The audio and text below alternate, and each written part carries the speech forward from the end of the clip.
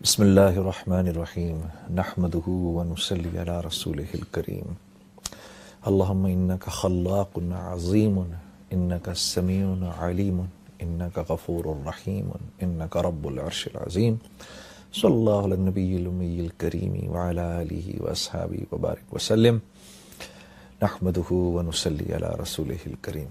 قابل احترام بھائیو، دوستو اور بزرگوں، آج جب میں بات کرنے سے پہلے گھر سے آ رہا تھا تو میرے دماغ میں ایک بات گھوم رہی تھی جو آج سے تقریباً 18 سال پہلے کی ہے، اور مجھے یاد ہے کہ میں پہلی دفعہ اللہ کے راستے میں نکلا، لمبے لمبے میرے بال تھے، جینز ٹی شرٹ میں نے پہنی ہوئی تھی، مسجد میں جا کے بیٹھا، اور اس وقت عشاء کے بعد کا ٹائم تھا، مسجد میں کوئی تھا نہیں، لوگ جا چکے تھے، اکا دکا لوگ تھے۔ تو ایسے میں نے قرآن پکڑا، قرآن پکڑ کے میں نے کھولا بڑے عرصے بعد، تو جن آیتوں پر میری نظر پڑی،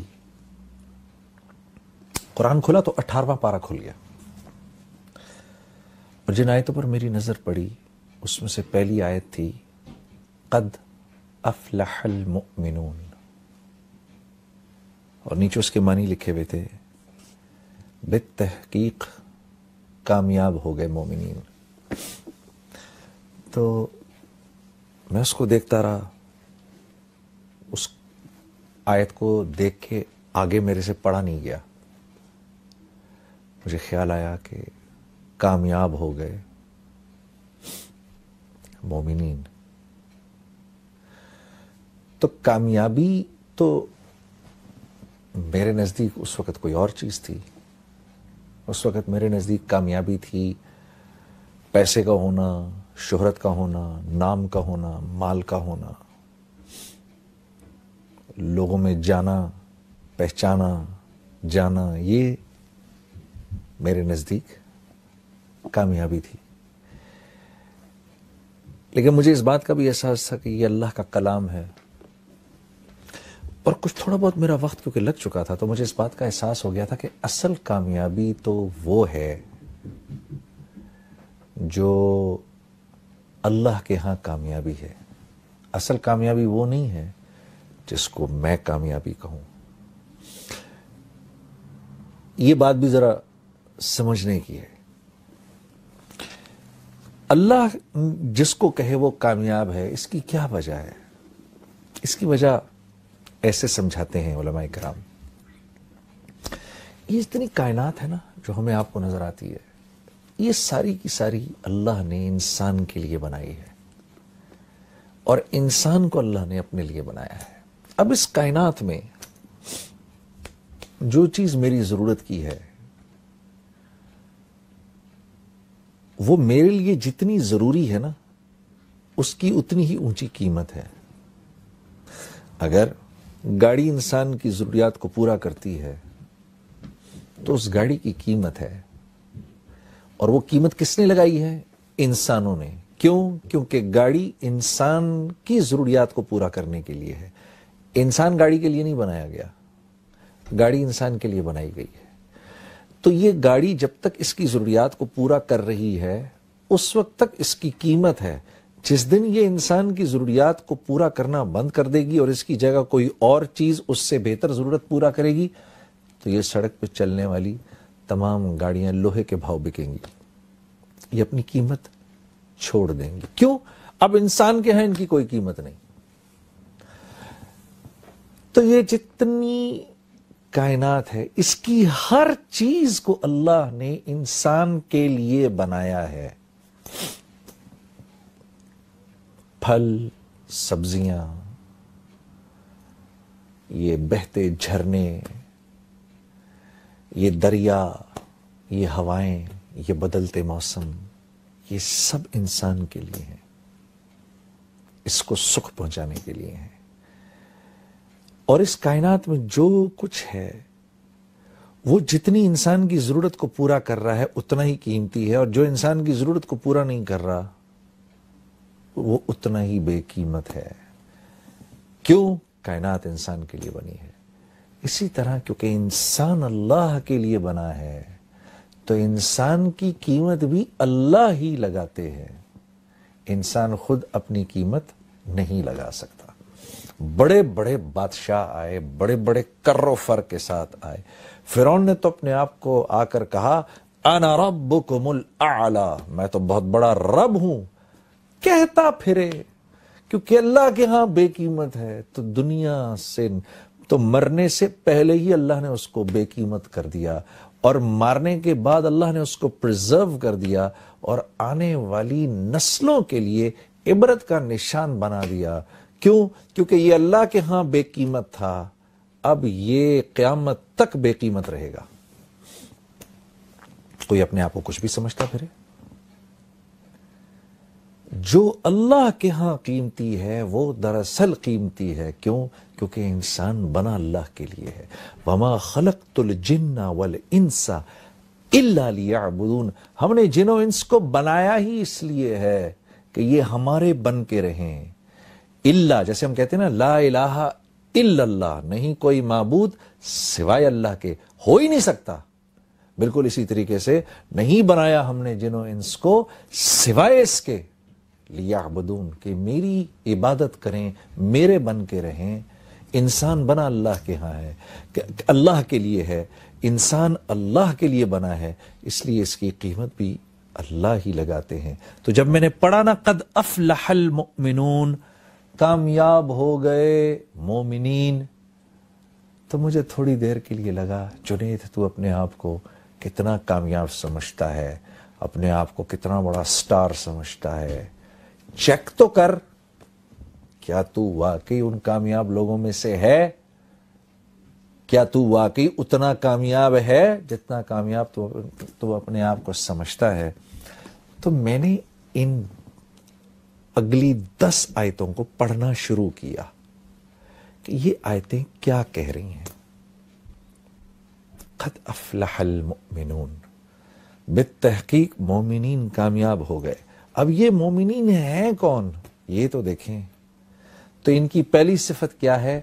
الذین هم فی صلاتهم خاشعون، جب نماز میں کھڑے ہوتے ہیں، اللہ اکبر، جب نماز میں کھڑے ہوتے ہیں تو ساری کائنات کو بھول جاتے ہیں۔ جب کہتے ہیں نا اللہ اکبر، علماء کرام فرماتے ہیں جب ہم یوں کرتے ہیں نا اللہ اکبر، تو ہم دراصل پوری ہمارے کرنے کا مطلب یہ ہوتا ہے اللہ کا جتنا ما سوا ہے اب چلا جائے پیچھے، ہمارا اس سے فی الحال کوئی واسطہ نہیں، کیونکہ ہم بادشاہوں کے بادشاہ، ہم اپنے خالق، اپنے مالک، اپنے اس رب کے سامنے کھڑے ہونے لگے ہیں جو وحدہ لا شریک ہے، جو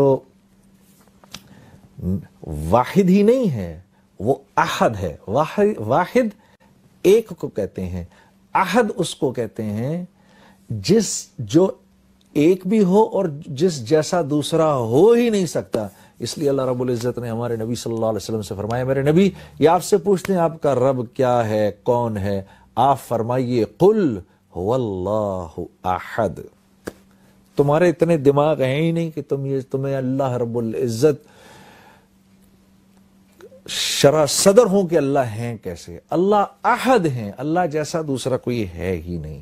تو جب ہم یوں کرتے ہیں نا اللہ اکبر، تو ہم اس احد ذات کے سامنے جا کر کھڑے ہو گئے ہیں جس جیسا کوئی دوسرا ہے ہی نہیں۔ کیوں؟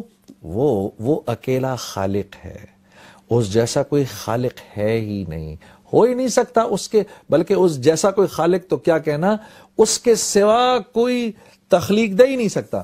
انسان ایجادات کرتا ہے۔ ایک صاحب نے مجھ سے کہا کہ بھائی دیکھیں نا یہ کاغذ تو ہم نے بنایا، انسان نے بنایا، گاڑیاں ہم نے بنائی ہیں۔ میں نے کہا ایک منٹ، انسان جب کسی چیز کو تخلیق دیتا ہے نا تو اس میں 4 پروسیسز ہوتے ہیں۔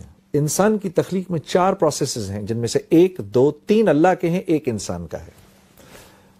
اللہ کے تین پروسیسز کیا ہیں؟ جس چیز سے جو چیز انسان نے تخلیق کی ہے اس کے انگریڈینٹس کا بنانے والا ایک اکیلا اللہ ہے. پہلی بات یہ. دوسری بات یہ، ان انگریڈینٹس کی جو کوالٹیز اور جو پراپرٹیز ہیں، ان میں پانی کا پیاس بجھانا، لوہے کا سخت ہونا، لکڑی کا ہونا،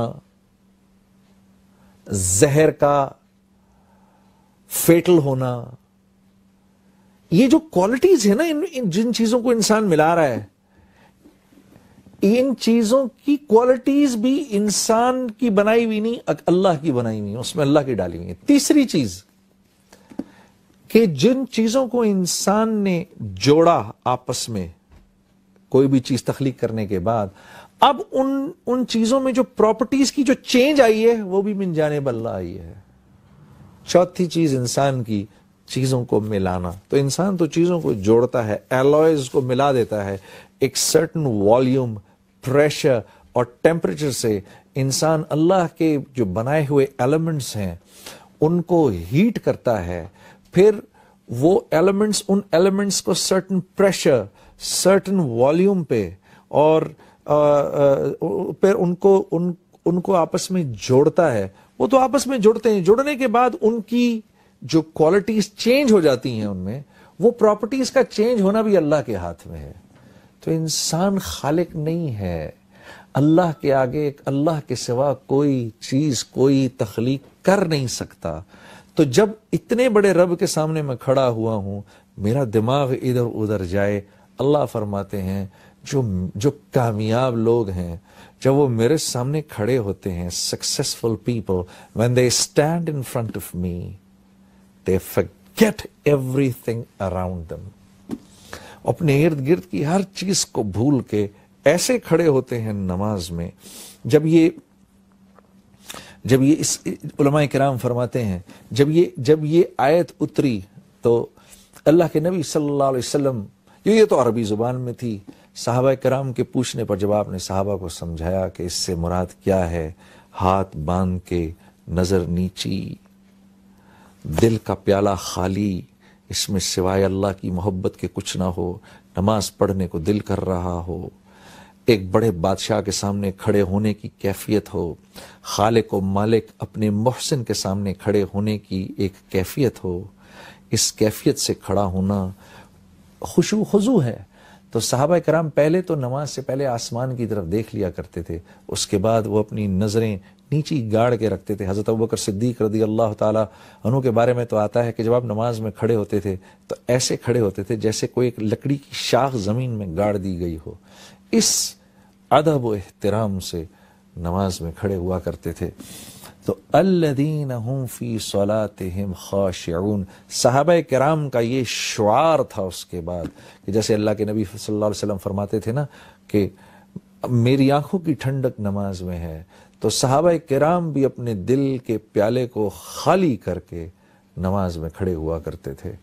اور ہاں میرے دوستو، اگر غور کرو، کسی نے حضرت عمر رضی اللہ تعالیٰ عنہ سے پوچھا، آپ کو اللہ نے اتنی بڑی سلطنت عطا فرمائی، یہ اتنی بڑی سلطنت آپ سے بن کیسے گئی؟ تو فرمایا، عربی کا جملہ تھا، مجھے تو یاد نہیں، لیکن اس کا مفہوم یہ تھا کہ دن ہم گھوڑے کی پیٹھ پر گزارتے تھے اور رات جانماز پر گزارتے تھے. اس طرح اللہ نے ہم کو یہ سارا کا سارا عالم عطا فرمایا. اور مسلمان کے ہیں بھی یہی دو کام، حرکت میں رہنا، متحرک رہنا، اللہ کے دین کے لیے دور دور تک جانا اپنے اوقات کو فارغ کر کے، اور لوگوں تک اللہ کی بات کو پہنچانا، اللہ کی تعریف کرنا، اس کے نبی کی تعریف کرنا. دن میں ان لک فی النہار سبحا طویلا، اللہ رب العزت ہمارے نبی صلی اللہ علیہ وسلم کے بارے میں فرما رہے ہیں کہ اے میرے نبی، صبح آپ لوگوں کے سمندر میں تیر رہے ہوتے ہیں. جب اللہ یہ کہیں تو سوچو اللہ کے نبی کیسے لوگوں کے پاس جایا کرتے ہوں گے، کیسے لوگوں کے، اے میرے نبی دن بھر آپ لوگوں کے سمندر میں تیر رہے ہوتے ہیں، لوگوں تک اللہ کی بات پہنچا رہے ہیں. تو یہ کام ہے ہمارا.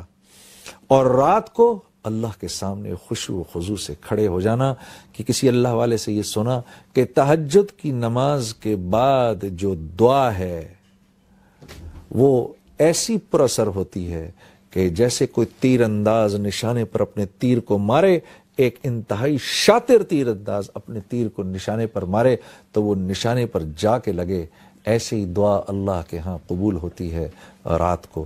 میرے عزیز دوستو، کیونکہ ہم اللہ کو ویسا سمجھتے نہیں جیسی اللہ کی ذات ہے، وما قدر اللہ حق قدرہ والارض جمیعا، ہم کیونکہ اللہ کی قدر ویسی کرتے نہیں، اللہ خود فرما رہے قرآن میں، تو اس وجہ سے اللہ سے ویسا تعلق بنتا نہیں۔ جب اللہ سے ویسا تعلق بنتا نہیں تو پھر ہم اپنی ضروریات،